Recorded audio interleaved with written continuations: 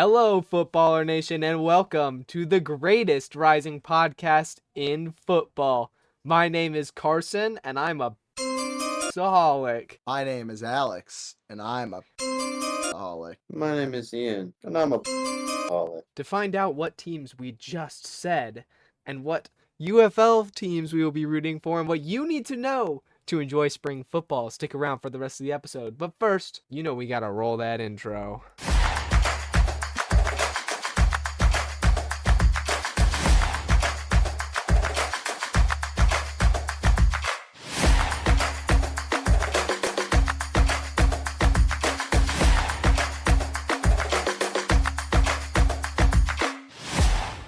Hello, Footballer Nation, and welcome to Footballers Anonymous, the only podcast, I would just say the only podcast that covers college, NFL, and UFL football.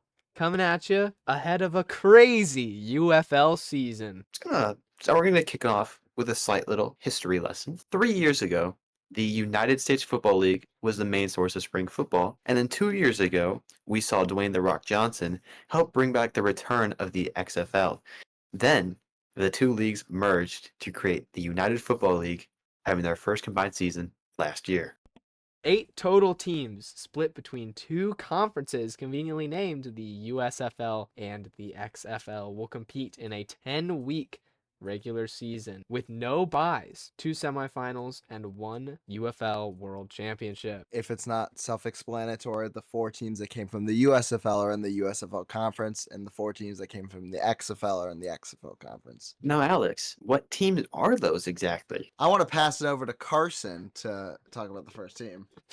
Yeah, so starting with me, with the first team in the USFL conference, we have the Birmingham Stallions, found in Protective Stadium in Birmingham, Alabama. The first team in football to three-peat with their 3 spring championships, before the Kansas City Chiefs, of course. First ever winners of the UFL championship last year. They beat the Brahmas in a very awesome game. They are the current home to the legendary thicker kicker Harrison Mevis. They currently have Ole Miss legendary quarterback Matt Corral, and he is the QB2 behind Alex McGough. They are the home of the infamous shirtless Stallions fans, and they are a wild home crowd. And also, Case Cookus is on the team. I'm going to borrow this from Carson. Shout out Kate Cookus, Philadelphia Stars legend. They were my favorite team when the USFL was a thing. They came this close to winning the championship in that first year. Case Cookus, you are a legend. Back to you, Carson. Birmingham Stallions had an amazing season last year, going 9-1 in the regular season, and obviously winning the championship. So we'll see what they get up to this season. But now I'm going to hand off the next team to Ian. Next up, we have the Houston Roughnecks, found in TDECU Stadium in Houston, Texas. They were once known as the Houston Gamblers, but they changed to the Houston Roughnecks. And fun fact, the name Roughnecks is synonymous with hard work and grit, which, according to online sources, is 2 things you need in a football team. I don't know who would have guessed that. Now, they just recently acquired PJ Walker. He's a legendary backup in the NFL. A lot of people remember him from his insane game-winning touchdown throw against the Atlanta Falcons to DJ Moore, who then threw his helmet and got it called back. And the Panthers ended up losing that game. DJ Moore, I love you. They have an O-lineman on the team named Samuel Jackson. Middle name, we're going to assume starts with an L. That's pretty cool. And even though Roughnecks is synonymous with hard work and grit, they went 1-9 in the 2024 UFL season. So let's hope they bring a little bit more of both of those this year. The Michigan Panthers are the next team on our list. They are playing in Ford Field, the same place as the Detroit Lions in Detroit, obviously. Last season, they were known mostly for their incredible defense. They went 7-3 in the 2024 season. They lost in the semifinals to the Stallions. They have back-to-back semifinals appearances. They had one in the last season of the USFL as well as last year. They're the current home of the younger Nakua brothers, Kai, who's a strong safety, and Samson, who's another wide receiver, just like Puka. Another big thing is Jake Bates played for the Carolina Panthers. Jake Bates played for the Michigan Panthers. He's an absolute legend over there. Last season, he had a 64-yard game winner against the Battlehawks to win that game 18-16. And They are also the oldest USFL champion if you go back to the old USFL from 1983 to 1986. Some historical relevance for them. Up next, it's only fitting that the team from Tennessee is Footballers Anonymous' favorite team to make jokes about. It is the Memphis Showboats. A couple of facts about them. They went 2-8 in 2024, so started off strong for them. They did, however, have last year's UFL Sportsmanship Player of the Year, running back Darius Victor, and fun fact, Reggie White did once play for the Memphis Showboats, so that's pretty cool. And now we're going to hand it off to Ian, who is going to introduce the second UFL conference. Now, kicking off the second one, we have the XFL conference. Wow, these 4 teams were in the XFL before they combined. Starting off, we have the Arlington Renegades playing in Choctaw Stadium in Arlington, Texas. They are previous XFL champions, one of the most insane playoff pushes in spring football history. What year was that? That was 2023, the year before the merger. That was 2023, the one and only season of the XFL that we got. Then they went 3-7 in 2024. Kind of got struck hard, but let's see if they can turn it around this year. Alex, all yours. The team that got thwarted by the Renegades in 2023, the DC Defenders in Audi Field in Washington, D.C. They had a really good season in 2023. They went 9-1 and lost the championship, but last year was not as good for them. They went 4-6 in 2024. However, they have quarterback Jordan Tamu, one of the most explosive quarterbacks in the league, which was once part of their rival team, the Battlehawks, in 2020. And they're the home of the legendary DC Beer Snake. I will also note that they are pretty decent about their fan base. They've been pretty good since they came into inception. In 2020, they had a decent amount of fans when they were starting off their season strong then as well. Yeah, so speaking of the Battlehawks, they're going to be our next team, the St. Louis Battlehawks. They can be found in the Dome at America's Center in St. Louis, Missouri. They are the biggest rivals of the DC Defenders, pretty much making the biggest rivalry in the UFL as it stands today. 2 of the biggest fan bases in the sport. They have an unmatched receiving core with wide receivers Hakeem Butler and Denzel Mims, older brother of Marvin Mims Jr. Their roster also includes the UFL's own Red Rifle quarterback Max Duggan, and it is home of legendary kicker Hot Rod Blankenship. The Battlehawks ended very strongly last season when they went 7-3. Unfortunately, they did lose the semifinal to Ian. The next team on our list, the San Antonio Brahmas, located in the Alamo Dome in San Antonio, Texas. They obviously went 7-3 in 2024, and they lost in the championship game to the Stallions after beating the Battlehawks. They are current home of Texas A&M's most recent graduate quarterback Kellen Mond. Great things destined for him, hopefully. And they're also home of iconic YouTube sensation kicker Destroying, who had his career ended pretty early last season, but he's back this year with a vengeance. Those are the 8 teams in the UFL. So we definitely encourage all of you to, pick your teams. In fact, you can even do that now before we reveal ours. What team you are picking. Leave a comment. Let us know what you're picking. We'll wait. Just take a minute. You have 5 seconds. And now I'm going to take this time to give a shout out to Max. Thank you for leaving a comment on our TikTok. Really appreciate it. 2 things. 1, hurry up and pick your team. 2, get yourself a girl, bro. Get yourself a girl, please. Third thing, do those things, but if you don't want us to laugh at your team, you shouldn't pick the Memphis Showboats. However, we want you to pick whoever you want to pick. Just know, if you're a Showboats fan, we might laugh at you a little bit. Anyways, now that we have that out of the way, we are going to take a moment and reveal our UFL teams and explain why we're fans of them. We hope you've picked someone to root for. It's going to be a very exciting season, and we'll talk more about that later. But first, why don't we start with you, Alex, since you raised your hand so kindly. I'm holding up field goal posts because of the awesome field goal that Jake Bates made last season. Now, why would you be talking about Jake Bates, Alex? I'm a Panthers fan. Oh. I've been a Panthers fan pretty much since the USFL kicked off. I kind of dual fan the first season of USFL. I was kind of a dual fan of the Panthers and the Breakers, but that's shifted to the Panthers pretty quickly. So yeah, I'm just gonna stick with them because I'll be a Panthers fan unless Buffalo gets a team. Speaking of that field goal by Jake Bates, my team is the team that field goal was scored on, the St. Louis Battlehawks. I picked the St. Louis Battlehawks a couple years ago for a couple of reasons. One, I mean Arizona, like there's no teams even remotely close to there. But also, St. Louis, the Cardinals used to be there, which is super cool. Also at the time they had Andy Isabella on the squad, who's an ex-Cardinal, and I really liked him. I know a lot of Battlehawks fans like really hate Andy Isabella, but as a Cardinals fan, I actually really liked him, and it's part of why I became a fan. And also, in my opinion, they have some of the coolest helmets in football, but also the UFL just has banger helmets in general. They Like, do. Like there's some really good helmets in the UFL. I love the Panthers helmets too. I love most of the helmets in the UFL. Like they do a very good job with their uniforms and helmets. They do, but I just really like their helmets. It's like it gives off like Oregon Ducks energy. It's pretty cool. Lastly, like I stated, first year of the USFL, I was a Philadelphia Stars fan. They are no longer an established team. First year of the XFL, I was a Seattle Dragon fan. They are no longer established as a team. So,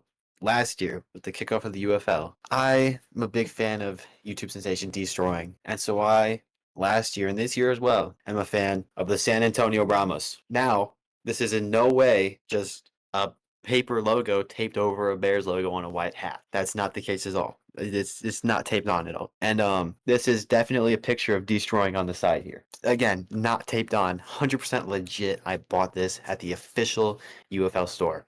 You can see it right here on the back. It does indeed say Brahmas. That says Brahmas. It's official, guys. It's completely official. This is not a Bears hat. I promise that this year I am a San Antonio Brahmas fan. So with that, now I guess we can go around again and say, my name is Carson, and I am a Battlehawksaholic, which sounds way too cool, by the way. My name is Alex. I'm a Panthersaholic, not to be confused with the Carolina Panthers. And I'm Ian, and I'm a Brahmasaholic. All right, so now that we have introduced you to kind of what the UFL is, we have a little bit of news already before the season even started. Someone like to take the first piece of news. The DC Defenders head coach, Reggie Barlow, he really set the bar low with this one. He stepped down as the Defenders head coach to take a job at Tennessee State 1 week before kickoff. The Defenders will appoint an interim head coach. I'm doing the second one. Guess what? The Showboats head coach and coordinator Ken Wisenhunt is also stepping away, but due to personal reasons. So I guess it's a little more understandable. But yeah. Showboats. What are you guys showing? Nerds. Absolutely nothing. In other news, the UFL shop did just launch. So you can now get team jerseys. Destroying jersey? Question mark? I think they're all generic number 1 jerseys. Yeah, I know, but we can dream. We can dream. I mean, that's where I bought this authentic UFL San Antonio Brahmas hat. Of course. So Sorry, I want to visit. comment on this real quick. I want to just look through because I just saw a Michigan Panthers chain. Oh, what? Is it That's cool. is it one They of the actually have a ton GLD of ones? stuff. Oh, one of the what? Is it one of the GLD ones or no? UFL I don't think so. exclusive. It just looks like a normal fan chain, but it has like the whole logo on it. It's actually pretty cool. It looks pretty big. That's pretty gas. Now, ladies and gentlemen, due to financing concerns, we are going to take a brief ad break. So we're going to go ahead and run you into that. Motivations with Will Levis.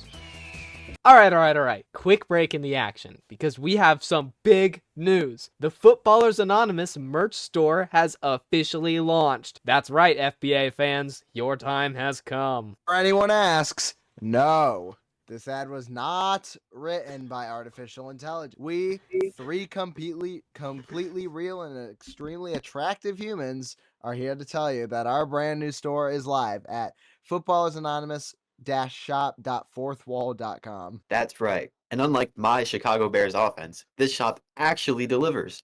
We've got everything. T-shirts, hoodies, hats, mugs. Heck, we probably even have socks because let's be real, FBA fans need to step up their game. Almost any type of clothing you want, all in one place. And for the true diehard supporters, we've got some special perks lined up. This is huge. The first 5 members to buy from the shop will get a personalized live video message sent straight to them and played in an upcoming episode. Imagine your name being immortalized in podcast history. And if you're not quick enough to be in the top 5, don't sweat it. Because the first 50 customers will get a shout out at the end of an episode, officially recognized as an FBA supporter. You'll become more famous than a kicker who actually makes a 50-yarder. So don't wait. Head over to footballersanonymous-shop.fourthwall.com right now and grab your gear. Show off your FBA pride and make history with us. Because let's be real, your wardrobe could use, unlike Josh Allen, it's probably not carrying enough. Speaking of carrying, I'd say the Cardinals need to be carried. But at this point, they need to be airlifted. Oof. You okay, man? That sounded personal. While we're talking football royalty, I'd like to take a moment to acknowledge the GOAT of all football, Mitchell David Trubisky, a living legend, a generational talent. Oh, yeah. Oh, yes, here we go. A man who walked so Josh Allen could run. A hero. A king.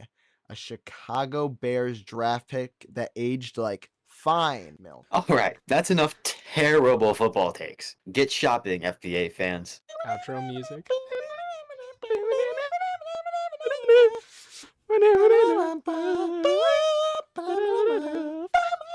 All right, it said do outro music, so that's what I Yeah. came up with. That was Mike Wazowski. Yeah. Shout out to that ad that was 100% written by ChatGPT. And now we asked you to ask us questions, and we answered them. Shout out to Footballer Nation. Right, not written by ChatGPT. of Not course. at all. Zero. Shout out No, to this is actually none. yes. Oh, this is not written by ChatGPT. Shout out to Footballer Nation though, because we posted our polls late today, but Footballer Nation still came up with some great questions about the UFL. Were 90% of these questions from my dad? Maybe. No, of course not. But Just like their most recent advertisement was not written by AI. exactly. So, Exactly. our first question from Andrew Baird says, in what ways are the game setting and rules in the UFL superior to those in the NFL? And we have a whole list. Ian, why don't you start us off? Well, first off, everything is challengeable, including penalties and no calls. Something that you like controversial? You don't like the outcome? Good news. Just challenge it. That guy caught the ball. Challenge it. That guy got punched in the face, but nothing happened. Challenge it. That lineman jumped 5 yards off sides and they called it, but you don't think that should have been considered offsides or a false start? Challenge it. Do something that Matt Eberflus loved to do in his 10 years as Chicago Bears head coach and challenge literally everything, even though you probably never win. This is why the Birmingham Stallions are not like the Chiefs. They win three-peats and everything's challengeable, so they can't get ref help. The second thing, official reviews are fully broadcasted on TV, fully transparent officiating all around. That's just really cool, man. Like that's just fascinating to watch as a football fan. And I know this will make Alex happy because chips are used in footballs to mark spots. It's really crazy how the UFL is doing all the things the NFL should have done like 20 years ago because the NFL actually has the budget to do all this stuff. Next up, there are no PATs. After each touchdown, teams can choose either go for 1 point from the 2-yard line, 2 points from the 5-yard line, or 3 points from the 10-yard line. The defense can also score on those plays if they return the ball to their own end zone. Unique twist, adds certain depth to the game that I personally really enjoy. Oh, is the home of the dynamic kickoff where kickoffs occur from the 30-yard line rather than the 35. Not a big difference, but it's a small one. It should be noted though that the NFL did take all of its new kickoff rules from the UFL, which is pretty cool, with the minor changes like the 35 rather than the 30, which is cool. And last, the UFL's kickoff did start at the 20. Yeah. Overtime in the UFL is different than the NFL. Overtime is a shootout format where teams alternate possessions from the 5-yard line, and the first team to score with the first team to score 3 points wins. So they're basically like alternating 3-point conversions until someone gets it, which is pretty cool, honestly. Next, rather than electing to kick an onside kick, in the fourth quarter, teams can replace that with an attempt at a 4th and 12 from their own 28-yard line, and if they convert, they get to retain possession. Adds some more skill, some would say. Something else that the NFL is also trying to implement on of their own. Something else the NFL is trying to implement in their own way as well. And the last thing is that teams can throw 2 forward passes in the same play as long as the ball doesn't cross the line of scrimmage before the second pass is thrown, rather than the 1 forward pass rule in the NFL, which honestly, it's not a bad rule at all. I think that makes complete sense. One more thing that is not currently on our list, another viewing enhancement that the UFL has compared to the NFL is certain players in each game will be designated to wear a camera in their helmet so you can see what they see in real time on certain plays. Last season, watching the helmet POVs was really fun. I would go through them and just kind of watch them because it was just something to do. Very fun. Heavily enhances the viewing experience. Son. Yeah, they're pretty cool. Our next question from Andrew Baird asks, how many current players are ex-NFL, or how many old UFL players are now in the NFL? Now, granted, there are loads in each list. There are a lot of players on both sides of the ball, but some notable names for current UFL players in the NFL: Cowboys kick returner Cavante Turpin. We love him. We all love him. He was a stallion. He won MVP. Brandon Aubrey, Cowboys kicker, and then Michigan Panthers legend Jake Bates, who went absolutely crazy in the last season. Now he plays for the Detroit Lions. And again, there's a whole another handful of names, but those are just the notable ones. And on the other side of the ball, I mean, most of the UFL has had at least some time in the NFL. Most of them with only small amounts of playing time, before eventually getting cut, which brings them to the UFL where they can get a second chance, which is pretty cool. Our third question from Andrew Baird asks, why should I care about the UFL? The games are pretty easy to watch. Every game is streamed on Fox, ABC, or ESPN. You don't have to pay for like 20 subscription services to watch the games. Classic college players who don't make it to the NFL can still shine there. As well as the people that are in the NFL that get cut and released, and that's the same thing, but you get my point. Rosters are always changing as well. New teams get chances every year. Despite the fact that the Stallions have won 3 times in a row, that's mostly a coaching thing. The league can be very interesting though, and it's small right now, but as they continue to expand too, more intrigue is going to come to the league, and the league is very exciting to watch. Both the USFL and XFL were quite successful in their 10 years, and them combining has been a success. The next question from Andrew Baird is a pretty open-ended question. I'm kind of wondering if either of you guys have any thoughts on this, and it asks, is the next Kurt Warner in the UFL this season? Of course, referring to Kurt Warner's time on the Iowa Barnstormers Arena Football League. So what do we think? Is there another Kurt Warner in the UFL right now? Honestly, in my undisputed opinion, I think there won't ever be a next Kurt Warner. I agree. I think what he did, it was extremely, extremely impressive, and I don't think much players would even have the willpower to do what he did.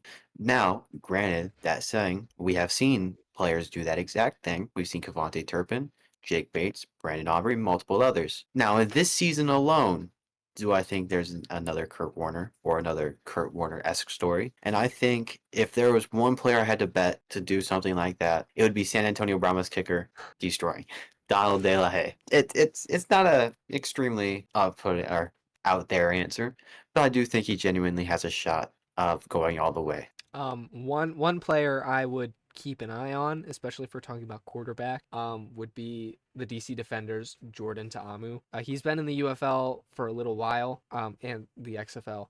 He's been there for a little while, but he's been very explosive in his time there, and I suspect he's gonna have a pretty successful season as long as the Defenders can get their act together. And he could see some return to NFL action. Probably not Kurt Warner levels of success, but I think it would be a very similar type story. Like a pretty good answer for someone that's kind of done that in their position. Cavante Turpin is one of the best kick returners in the league, and he came from the UFL. Obviously, comparing a kick return to a quarterback, not necessarily the same in terms. It's not really the same in terms of like the difference, but like if you want like an actual comparison of something that's already happened too, Cavante Turpin is a great example. And he is now the most highly paid special teams player in the NFL. So like he's very successful, easily the best at what he does. So that's Commanders fans know. Oh yes. Oh, poor Commanders fan. And the last question from Andrew Baird says, which of you guys is going to an in-person UFL game this year? Ooh, I honestly could. Now, it is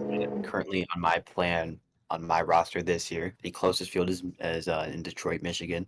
Not really super suitable, but if it is possible, I will make it happen. So I did at one point bring up an idea of possibly the 3 of us are trying to get together at some point in May. Not sure if that's a thing that'll happen, but we're going to try and make it work. And if that's the case, there is a possibility of maybe going to a Defenders game.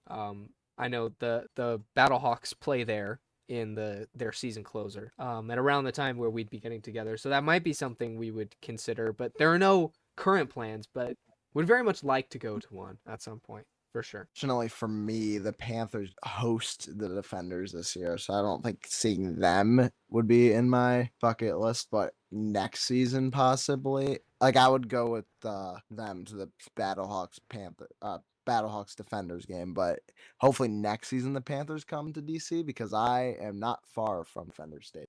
Guys, with the start of football again comes Footballers Anonymous Power Rankings. They're back. And you know what comes with Power Rankings? The baddies. The baddies! So, with our baddies this season, since there are only 8 teams in the UFL, rather than having 3 baddies, we will instead be having 1 baddie and 1 ultra baddie. So we're going to go ahead and give you those, ranked at number 7 in the UFL Power Rankings. And being our first ever UFL baddie, we have the Houston Roughnecks. Really showing off their grit. So much grit and hard work to be placed number 7. Again, really hoping they bring more of that this year. Then, coming in at number 8, the Ultra Baddies. Footballers Anonymous's favorite team to make fun of, the Memphis Showboats. What? Listen, me personally, as a fan of a USFL conference team, I'm completely okay with these 2 teams doing exactly what they did last year and combining for 4 wins. It's a free playoff spot. Pretty much. Going through the rest of our power rankings, we have a very special thing because I think for the first time ever, all 4 of our teams are in top 4 spots. I know. Pretty crazy. So again, at Ultra Baddie, number 8, we have the Memphis Showboats. Losers. At number 7, we have the Houston Roughnecks. First ever baddie. At number 6, we have the DC Defenders, who also lost their coach. At number 5, You we want to have... make a note Yes, that DC and Houston are very close. correct. At number 5, we have the Arlington Renegades. At number 4, Ian's San Antonio Brahmas.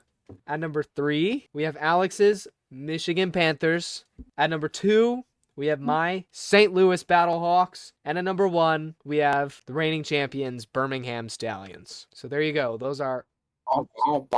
Alex, sorry, you were saying something. I was say you can't not put the Stallions in one. And you know what's crazy is that for the first time ever, we all had our 3 teams make the playoffs in a league, and we still couldn't win. We had a 3 in 4 chance to the championship. 3 out of For the one 4 of us. teams were ours, and none of them won. But, things could change this year. If Destroying was healthy the whole season, Brahmas would have won. Didn't the Brahmas put up 0 points? Didn't the No. Brahmas put up 0 points? Also, I do also just want to point out the Stars this close to beating the Stallions as well in that championship game. Well, I don't see the Stars here right now. They are number 1 in our hearts, in mine No. at least. No, I think that's And let's just be real, yours. the only reason why the Stallions are number 1 is because they got Case Cookus on their team. And the reason why the Showboats are 8 is because they lost Kate Cookus from last year. Losers. Exactly. Showboats, you can't do anything right. You couldn't have held on to Case Cookus, and then you gave them to the Stallions. Unbelievable. Friendly reminder Give the that best these player in the league to the best team in the league. Makes sense. are our power rankings, which automatically makes them better than Pete Prisco's. You know why? Because Pete Prisco doesn't even cover the UFL. Like a loser, freaking Pete Prisco. Anyways, moving on from the UFL, my name is Carson, and I am a cardsaholic. Wait, what? Oh, I'm a Billsaholic still. I mean, I'm a Bearsaholic, and that's not the logo. This is a Brahmas hat. I have a Bears hat. So we just thought we'd go through. We've got some more NFL offseason news for you guys. So we're going to go ahead and give that to Ian to take away for us. Starting off, the Texans extended defensive end Danielle Hunter on a 1-year, $35.6 million deal. The Saints signed wide receiver Brandon Cooks from the Cowboys. The Giants signed Jameis Winston to a 2-year, $8 million deal after Saquon suggested that the Giants might need a quarterback. A little bit of a dual action one here. The Cardinals signed the Bears free agent quarter Jalen Jones. It's a good signing. I respect the Cardinals for making that signing. It's a very good Pretty signing. decent. Pretty decent. Very, very good. Very good. And the Chiefs re-signed Kareem Hunt because he's convinced that they have another Super Bowl win in them. Quarterback season 2 was announced following Joe Burrow, Jared Goff, and Kirk Cousins again for some reason. Let's be real. This time it probably isn't Kirk Cousins, but Perk Thuggins, because he's living that Atlanta lifestyle. Next, we have Hold some on, news hold about on, hold on. Xavier. Before we move on, I just have to say, if you haven't watched the trailer for this, you should watch it because they try to pull a 180 on you and make you think that it's about mascots. Which, by the way, we here at Footballers Anonymous love mascots, right? We love mascots. But of course, might be a little upset if we find out that the next show is going to be about mascots instead of like running backs. So Ian doesn't even finish the trailer and immediately texts Alex and me and says they're making the next quarterback show and it's about mascots. And he and I start getting into it. We are pissed. We are upset. And then he finishes it and he goes, oh, it's actually not. A little bit of controversy going on with Xavier Worthy. Headlines were twisted. People jumped on what was happening. People assumed that Xavier Worthy was guilty of doing some bad things. However, it turned out to be fabricated. And because of that, Xavier Worthy is suing his ex-girlfriend for abusing him and fabricating claims about domestic violence. He claims that she ripped out chunks of his hair and destroyed parts of his gaming room. He posted a story on his Instagram showing that he had shaved off all of his dreads to kind of support that claim. Safe to say, a lot of people owe Xavier Worthy an apology for immediately jumping to conclusions and assuming that he was in fact guilty of the fabricated claims. And it's good to see him coming out on the winning side of things. Now, we here at Footballers Anonymous, of course, never did make any of those claims. Would just like to go and say that. You can, yeah, that's all I have to say. So Kirk Cousins, we were talking about him earlier. He has gone out and stated that he will be waiting until after the draft to potentially waive his no trade clause, which is interesting. I don't know what kind of quarterback moves he could be waiting to see happening in the draft, unless maybe a team like the Browns or the Giants, seeing if they draft a quarterback. It just seems weird to wait until afterwards. Just be not letting the Falcons trade him to trade up. That's valid. I guess it is. Funny. We do have to remember that last season he did come to a brand new team and then they drafted his replacement. So maybe he's looking to not have that happen again. Yeah. Mac Jones is very eager to join the 49ers as a group of winners. Despite half the team leaving. That'll be interesting. Mac Jones isn't necessarily been a part of a group of winners any time lately, but he seems very eager to be a part of one. Maybe a little too eager. Honestly, I kind of have to respect Mac Jones. After he left the Patriots and joined the Jags, you could tell he just got a lot happier. So, I'm supporting Mac Jones with whatever he chooses to do. He seems like he's genuinely enjoying his time, and I respect that. Another player who's enjoying their time, Puka Nacua, says that he wants to retire at age 30 and go out on top like Aaron Donald. He said there was a lot of things that went involved.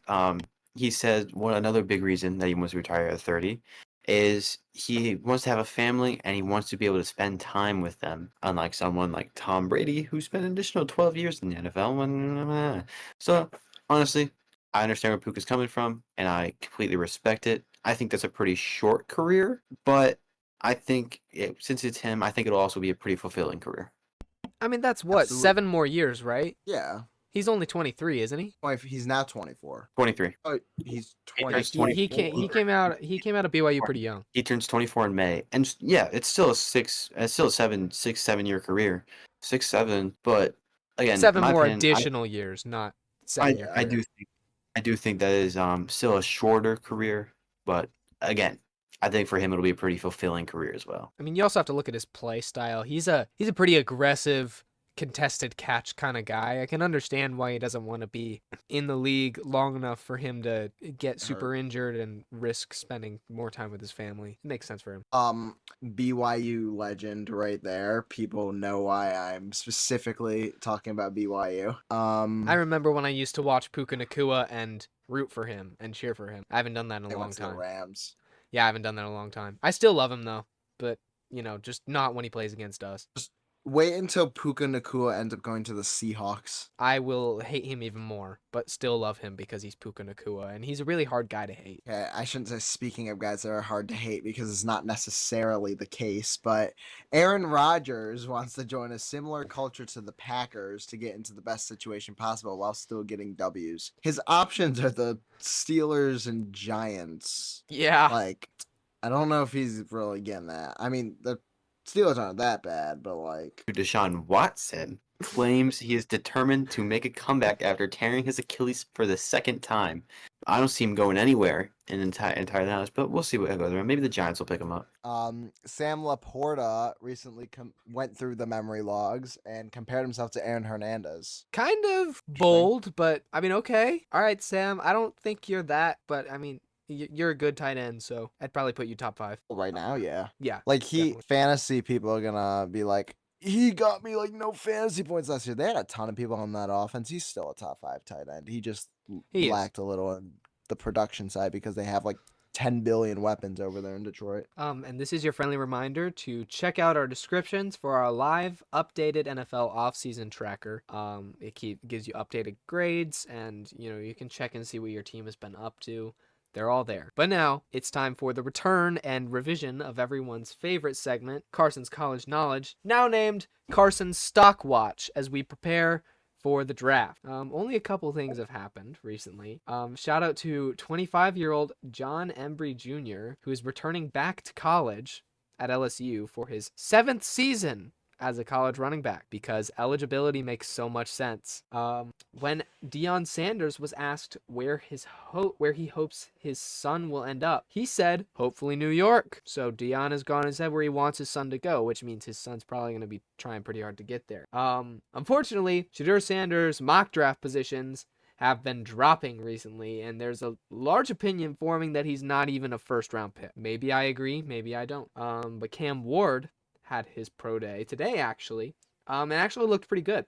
He even ran a trick play to catch a pass.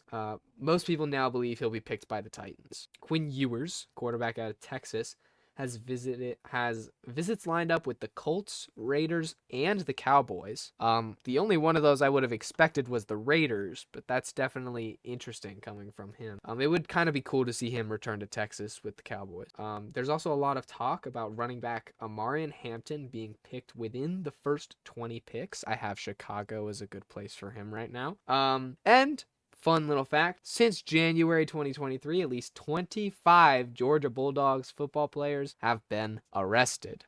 Shout out to our social media, where you can see every day leading up to our mock draft episode, I will be releasing one short or reel or whatever the platform is, telling you what I think every team needs for the draft. So make sure you're following all those so you can see what your team needs from the draft, and stay tuned in a couple weeks when we do our full mock draft episode. Social medias right now, and I can check because I have to pull up our comments of the week from one of those videos. We had some banger comments this week. We have a lot We right got here. Draft Files. Number 1 on TikTok. You know what I'm choosing as the comment of the week? It's from Biggs. And I think I'm choosing this as the comment of the week because it's funny. Carson voices over all of these videos because he's the one doing them. He kind of has just the players that he's talking about rolling through, as well as the team. Just some images for the TikTok and the Instagram, everything. Biggs commented, "I love this. Is that an AI voice?" Guys, Carson's not beating the allegations. I am not beating the AI allegations. This is insane. What? I mean, I guess I'm flattered. Like, does that mean you think I have a good voice, or that my voice sounds bad? I don't know what that means, but you said you love it, so thanks. Should I record files of my voice to create an AI voice of myself? It'd be funny. It would be kind of I know funny. there's like programs that do that. Like like you could add your voice and like make it an AI form and read scripts in your voice. Let us know in the comment if you want that. Then honestly, we could just do episodes where I'm not even here. And but Footballers Anonymous isn't scripted, so we can't do that. Pretty soon though, you're gonna hear Carson doing the draft files. He's gonna be like, they're gonna draft number 26. This player, said Evil Carson. And I think they're gonna draft number 26 because number 26 is a really good player, Said Evil Carson. said Evil Carson. He was then shot 47 times in the chest. Um, Next up. I think I should give this March Madness update. I agree. I think he should. So I already made an apology. However, I think I should like do a little summary of W us, we are all 1 point away from each other right now, and W me for only having 96 points remaining. Now, I want to kind of talk about this because obviously last week on the air, I said, since when do Mormons said to the members of Jesus Christ to the members of the Church of Jesus Christ and Latter-day Saints. I said the He whole got thing. it. And He did say the whole Brigham thing. Young, and I said Brigham Young University as well. I apologized for saying that. I was not familiar with their game. Obviously, I don't watch college basketball like that. It was a joke, but also I have no reason to doubt anymore. In summary of what I said, if the BYU Cougars make Final Four, I will be buying a BYU men's basketball jersey and putting whatever y'all want on the back of the jersey. So If you have something you want on the back of the jersey, comment it below because they will be going to the Final Four. So, just prepare for that now. I'm winning the whole thing. So if Carson's right, then I'm buying a BYU jersey. This is true. Speaking of our brackets, we are all 1 point apart. Carson currently sits at the lead, actually, with 42 points. The interesting thing, Ian sits at 41 points, and I sit at 40 points, all very neck and neck. We are going into the Sweet 16 incoming. The interesting thing about this is that even though Carson's winning, he has the least amount of points remaining, partially because he picked Yale to go to the finals. And Guys, Scott Sterling what's didn't his- play. He Scott was Sterling supposed to didn't play. play. But besides that, and picking Iowa State to go to the Sweet Six, the Elite Eight, when they kind of got bounced in the second round by Ole Miss. I called that, by the way. Carson's got a lot of points off the table, but he is in the lead. Ian is in the middle ground, second in points remaining, second in points. I have the least amount of points, but I have a lot of points remaining. A lot of my reason for having a bunch of points remaining is because I picked a lot of 1 seeds. So, and that's working out because there's not a lot of upsets this year. But I am also picking pretty well in terms of like the not 1 seeds besides Houston. I took them to lose, but I told you.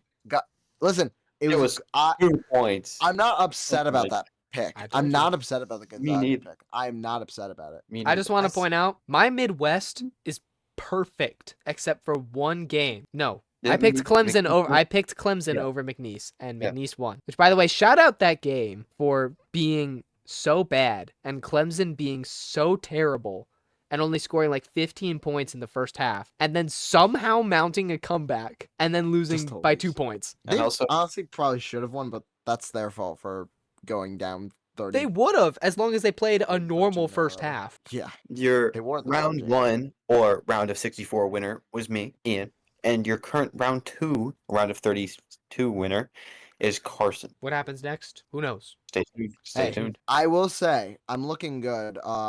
6 of my Elite 8 picks are still in. All of my Final 4 picks are still in. I'm going for the long game here, and I'm hoping it works out in my favor, and I don't just like completely lose all my picks in the next round. Because if that happens, then I'm cooked. I don't know. I mean, Got you For destroying my hopes and dreams, but winning at halftime. They were winning, Omaha was not gonna win that game. they were winning at halftime, they were winning. and then at they halftime. lost.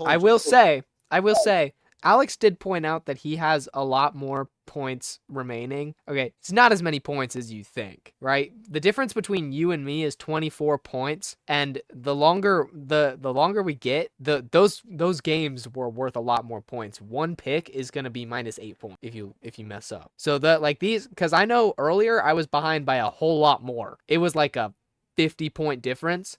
But that margin has closed a lot because I cooked in the Midwest. Only because I cooked in the Midwest. But it can go a lot of different ways. Yeah.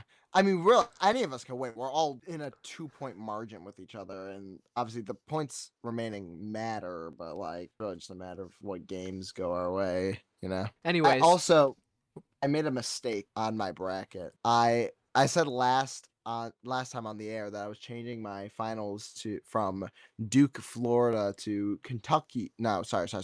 Auburn, Duke to Auburn, Kentucky. It never saved, so it still has it as Duke. oh man, that's your own fault. I mean, even though that's the better whatever. pick. That's the better pick. So I don't. It's the better pick. But if Kentucky goes to the finals, called it, even if it doesn't say so. But I'll take the Duke points if they win. Anyways, Ian, would you like to go next? We here at Football Anonymous have achieved our first purchase at the FBA shop. None other than Kathy, my grandmother. She purchased a shirt and a mug. So shout out my grandma, Kathy, for being our first supporter, our first customer. We greatly appreciate what you have done. Shout out Ian's grandma. We love you very much. Thank you. Thank you for the support. It means a lot. Having said that, there are now 4 spots remaining in our top supporters. Ain't that fantastic? We're officially calling this the Footballers Anonymous VIP Club. So if you want to be part of the Footballers Anonymous VIP Club, make sure you take one of those spots. VIP. That's fantastic. Say that again. It's fantastic. Yes, it is. Yes, it is. Guys, I've got it. Sorry, I've memorized that scene No, you're because good. like You're good. You're good. Sorry, I haven't looked at my women's bracket because I kind of made it as a joke for George Mason winning. But besides the George Mason thing, I'm actually doing pretty good. Bro, it's that's just that I 10 lost my points. points because I picked George Mason to win, and then they got curb stomped by Florida State. I did see that, by the way. Made sure to check just for you. Aw, how kind. Listen, Florida Alright. State got curb stomped by LSU the game after, so it's fine. Real. I don't think that helps GMU's case though. I think that just makes it worse. But Also, still. some of the women's scores were insane. In the first Yes. round, UConn. UConn beat whoever it was. What was it, like 110 to 34 or something like that? I'm looking it up. 103 to 34, and it was Arkansas State. 103 to 34, almost 70 entire points. And then yesterday they beat South Dakota State 91 to 57. So It's like not they even the are 100 stomping people. It's not even the 103 thing. It's the 34. How, like, What kind of defense are you playing? they just What hit kind the of ball offense are you so not much. playing? Oh my Also, gosh. one last NFL note, real quick. Ben Johnson and his family attended a Blackhawks game, and they proceeded to put down a touchdown's worth of points. They put up 7 points and won their game. Good things are coming to Chicago, people. Great things are coming to Chicago. It's a sign. It's a sign. Speaking of great things, guys. Speaking of fantastic things. I forgot where I was going, but I'm just right here. Fantastic. The Footballers Anonymous is coming at you with another live stream this Friday at 8 p.m. Eastern Time for the start of the UFL season. We will be broadcasting and sitting here talking to you guys. Hope you see me. The matchup is between the St. Louis Battlehawks and the DC Defenders? Question mark. No, it's Houston. The matchup will be between the St. Louis Battlehawks and the Houston Roughnecks. It's going to be a fun experience. Again, come on down, come join the stream, do whatever. Excited to see all of you guys there. So we'll be live streaming Battlehawks Roughnecks. You know, we hope to see you all there because our live streams are always very, very popular. We always get the chat going. We're looking for some good chat material on this Friday night. There should be lots of activity. And you can watch the game alongside us to open up If the UFL season. if the Battlehawks lose, we're gonna laugh at Carson. If the Battlehawks lose, they're going to laugh at me because the Roughnecks are currently Battlehawks ranked lose- 7. If the Battlehawks lose, I will not laugh at Carson. Aw, thanks, Yes, you Ian. will. I will. Yes, you will. I will Yes, not. you will. I I will will not. hold you to that. I will not. I appreciate you, Ian. That really You means a better lot not- to me. If the Battlehawks lose, you better not crack a smile. You want to place a bet on it? Oh, Do How you want to much place a we bet on it? talk? I love gambling. How much we talking? You want to put money on this? $100. Doing $100? Are you insane? I wasn't thinking money, but if you're thinking money, $100. All right, what are you thinking, Ian? What are you thinking? What were you thinking? Ian said. You gotta spice this up, man. What were you I said thinking? $100. No. But before No, well, before no, money, what were you before thinking? money. Oh, I was saying like whatever. I was gonna say something like stupid, like a temporary tattoo or something. Yeah, well, But I was thinking something stupid like $5, not 100. $5. no, if you want to bet, let's bet. You want to gamble? Let's. I have an gamble. idea. I have an idea. We don't even know. I have an idea. I have an idea. Hear me out. The winner gets to pick one Footballers Anonymous merch item, $20 or less, to get for the other. Okay, sure. Sure. This is only if the Battlehawks lose. bro. Only if the Battlehawks lose. And if the Battlehawks win, then I'm Then it happy. doesn't matter. Yay! Then Carson has to buy something Oh, for both either of us. Either Carson's happy or we get to gamble. I like this. Exactly. It's a win-win. Let's go gambling. Let's go gambling. All How right. much- We should gamble on when the outro happens. Right now. Ball Nation. What? You were very What? wrong. Anyways, Aw. thank you very much for joining us for our kickoff episode of Footballers Anonymous. We look forward to seeing you on Friday at 8 p.m. Eastern Time. Again, not scripted and not AI at all. So we hope to see you there. Make sure to tune in. Just come say hi. Watch the game with us. Whatever. And don't forget to check out footballersanonymous-shop.fourthwall.com. Support the Do it channel. now. Do it now. Do it now. Go You spend can- your money. You can be part of the Footballers Anonymous Listen. VIPs. We want you guys to be drippy AF. We want you guys to be fantastic. Say that again. Fantastic. We want y'all to have the biggest swagger on the planet. Anyways, so thank you so much for joining us. We look forward to seeing you on our live stream, 8 p.m. Eastern. And with that, Football Nation, let's ride.